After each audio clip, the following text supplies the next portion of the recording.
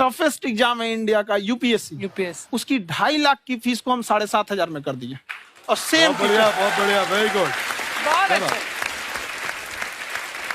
और इंडिया के सबसे बेस्ट टीचर के साथ जो भी हैं वो अपने सब्जेक्ट में उससे बेस्ट इंडिया में कोई नहीं। और इतना के बावजूद ऐसे हम लोग को लगता होगा 7,500 बहुत कम है।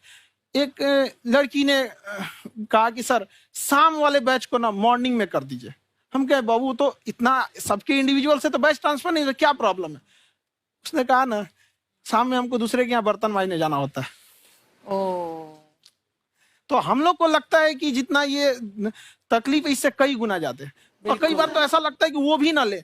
एक लड़का बेचारा नदी से बालू निकालता था और वो बालू को भरता था, फिर नाव बालू को किनारे लेके बेचती थी और वो बालू भरता था, उससे मेरी फीस ले आया। हमारा हाथ कांप गया, हम कैसे फीस ले लेंगे यहाँ पर। बहुत बढ़िया। उसी दिन हमने ये प्रण लिया था कि भारत का कोई भी बच्चा उसके सफलता में पैसा उसकी बाधा नहीं बनेगी, चाहे उसको जितना भी पढ़ना रहे यहाँ पर। क्या बात।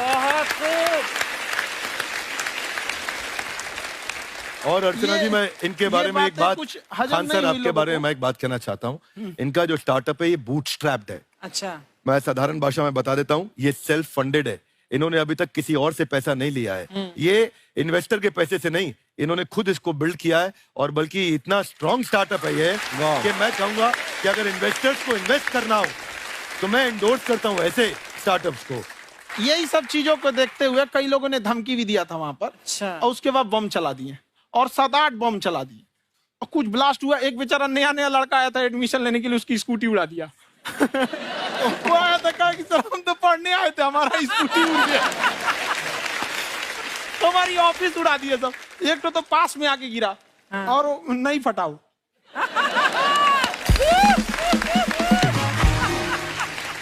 बाद में बहुत सारे लोग धमकियां दिए, लेकिन कहते हैं ना सूरज कितना भी तेज चमक ले समंदर नहीं सुखा सकता। वाह वाह वाह, क्या बात है। मैम एक्चुअली ये फीस कम करने का एक और रीजन है। 2.5 लाख 3 लाख की जो फीस में सब लोग पढ़ाई अफोर्ड नहीं कर पाते। इसलिए वो कुछ ही लोग अफोर्ड कर पाते हैं, तो उनका मेंटल लेवल तो बहुत ऊपर चला जाता है। लेकिन एक पूरे देश का मेंटल लेवल थोड़ा सा स्टेबल नहीं हो पाता।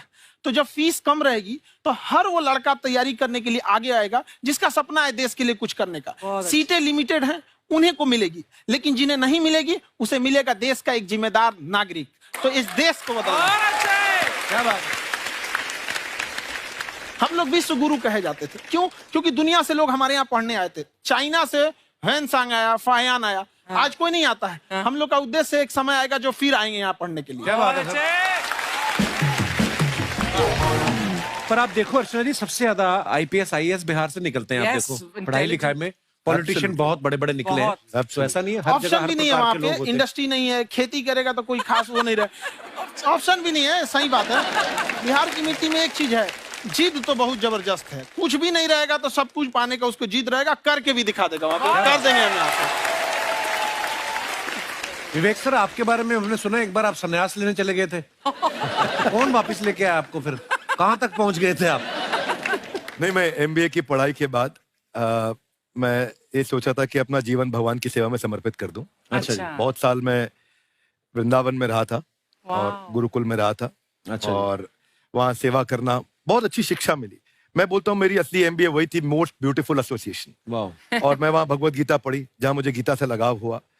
तो मेरे गुरुजी का आदेश था कि आप भगवत गीता को बिजनेस मैनेजमेंट के साथ जोड़ के देश दुनिया में बताओ। मेरे को लगा बड़ा मुश्किल काम है।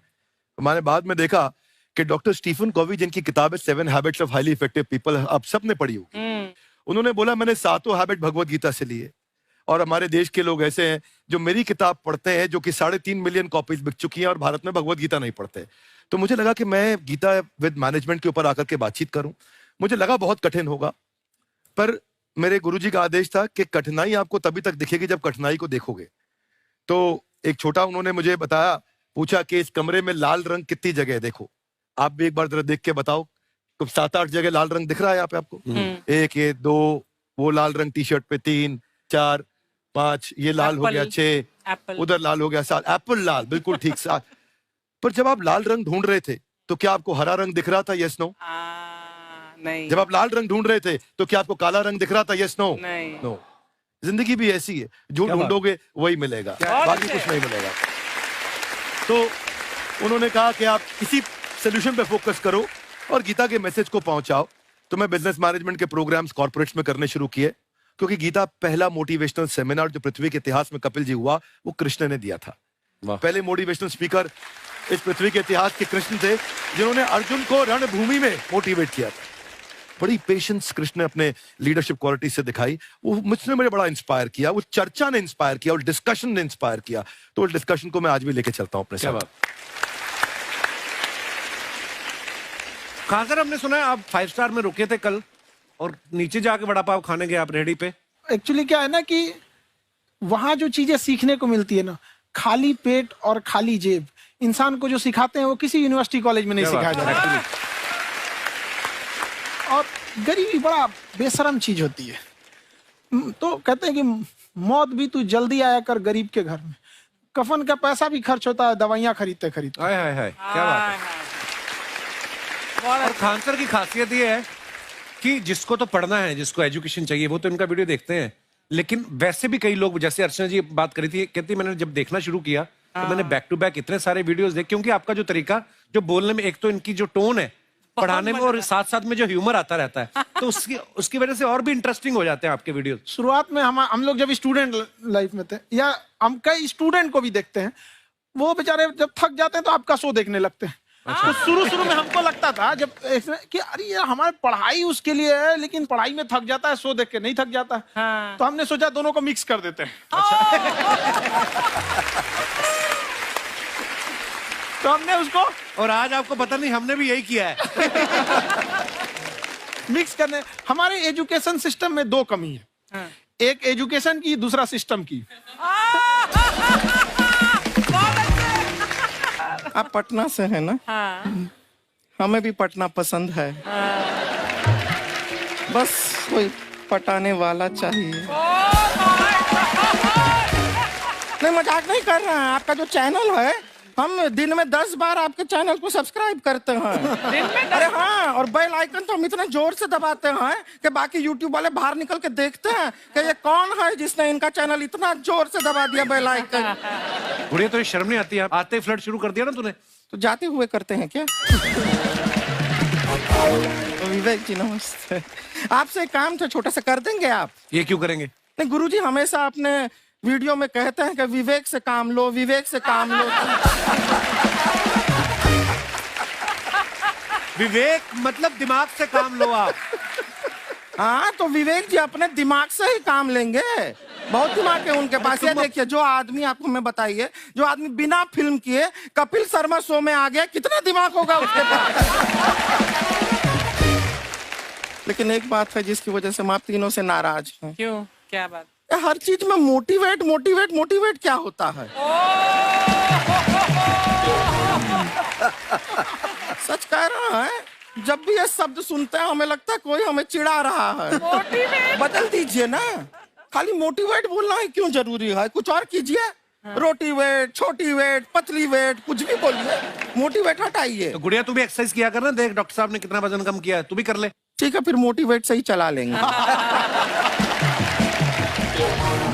लेकिन मोटिवेशन कोई बुरा बात नहीं है। हमारे दादाजी भी वैसे बहुत मोटिवेट करते थे। हाँ, एक बार तो तालाब में डूब रहे थे हमारे दादाजी। हमारे पास रस्सी भी था, ट्यूब भी था, फिर भी हम अपने दादाजी को बचा नहीं पाए। क्यों? क्योंकि हमने उनकी ओर तिनका फेंका ना, वही कहते थे डूबते को तिनका का सहारा काफी। नहीं लगा सहारा, दादाजी बुड़बुड़ बुड़बुड़ बुड़बुड़। गुड़िया, तू क्या करने आई इधर? अरे हाँ, हम क्या करने आए हैं पूछना था सर। खान सर, ये जो हमारा एक चाचा का लड़का है, उसको क्या है, थोड़ा पढ़ाई में प्रॉब्लम हो रहा है। तो 12वीं का पढ़ाई आप उसको अच्छी तरह करवा के 12वीं पास करवा देंगे आप? करवा देंगे, वेरी गुड, बात कर लेते हैं। हाँ, राम सरोवर, देखो हमारा बात हो गया है। ये 10वीं जो तुमसे नहीं दिया जा रहा है वो नहीं देना है।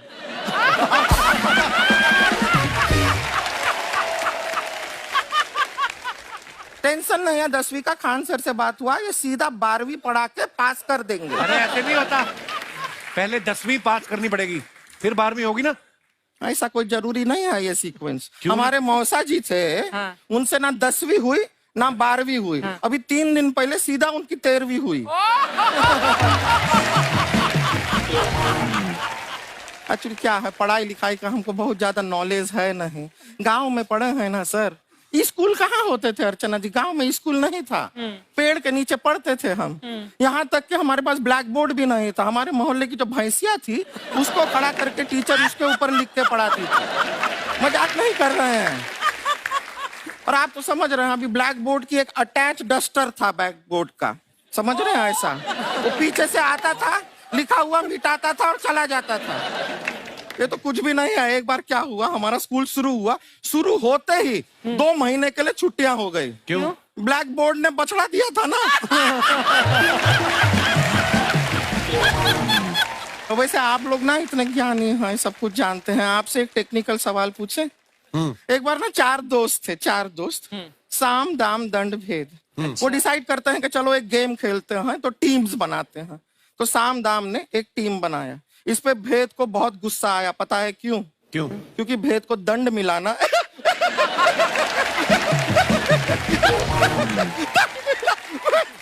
ये सिर्फ हंसती नहीं है सर, थोड़ा सा पेट्रोल पिला दो स्टार्ट भी हो जाती है। इतना है कि और भी बता दीजिए, जब हम बीमार होते हैं हम डॉक्टर के पास नहीं मैकेनिक के पास जाते हैं, और डिटेल दे दीजिए। ऐसा कुछ नहीं है सर, ये बोलते हैं खाली। लेकिन अभी एक रिक्वेस्ट था सर, हमारा एक भाई है, पुरुषोत्तम नाम है उसका, वो गांव से आया हुआ है। आप लोग थोड़ा उससे सब बातचीत करेंगे, थोड़ा उसको प्रोत्साहन देंगे। और शर्मा जी, आपसे भी एक रिक्वेस्ट था, आपसे हमने कभी कुछ मांगा नहीं है। पुरुषोत्तम आएगा ना, एक बार बस उससे कह दीजिएगा, पुरुषोत्तम तुम कितने हैंडसम हो। मैंने देखा ही नहीं अभी तक। हाँ, तो देख के बस बोल दीजिएगा तुम ठीक है। कितने हैंडसम हो, ऐसा बोल दीजिएगा प्लीज। ठीक है। हम बुला लेते हैं पुरुषोत्तम।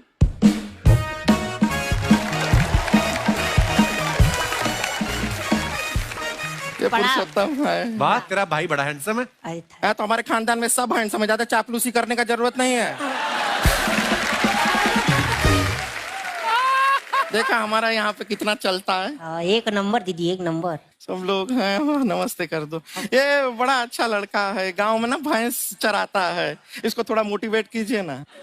नहीं तो मतलब भैंस चराता है तो मोटिवेट करके क्या होगा, शेर चराएगा बाद में। अरे शेर चराएगा तो शेर इसको चर नहीं जाएगा। नहीं नहीं, ऐसे हम खाली कह रहे हैं, तुम्हारा चेहरा थोड़ा बकरी जैसा है ना, तो वैसे ये सब बड़े बड़े लोग हैं। इनको बताओ कहा क्या बनना चाहते हो जीवन में आगे? HR। HR? अरे वाह, देखे कोई बड़ा कंपनी में ह्यूमन रिसोर्स का काम करेगा ये। अरे HR मतलब दीदी ऋतिक रोशन, टिनी दिन दिन दिन दिन दिन। ना जूता पहनने का काम किया करो, जूता खाने का नहीं। काम किया है, कुछ बड़ा किया है लाइफ में? किया है ना दीदी, एक बकरी के बच्चे को बड़ा किया है। तो क्या जिराफ बना दिया बकरी के बच्चे को? अरे कुछ अलग किया है। हाँ दीदी, अलग किया है। वही बकरी का बच्चा भैंस का दूध पीने जाए तो हमने उसको अलग किया है। इससे नहीं होगा, मैं रहने दो, इधर आओ। ये देखो इतना बड़ा बड़ा लोग बैठा है, इनके सामने ऐसा बातें करोगे? इनसे मिलो, इनसे मिलो। विवेक जी तो कितना मार्केट के बारे में भी जानते हैं, मार्केट का कोई सवाल पूछो इनसे। सर परसों जो है मार्केट में हमारी साइकिल गायब हो गई, आपने देखा है क्या? हमारी साइकिल गायब हुई ना? हाँ। इसलिए दिमाग से पैदल हो तुम, पैदल समझते हो? हाँ। चल लोगे? 20 कदम चलोगे?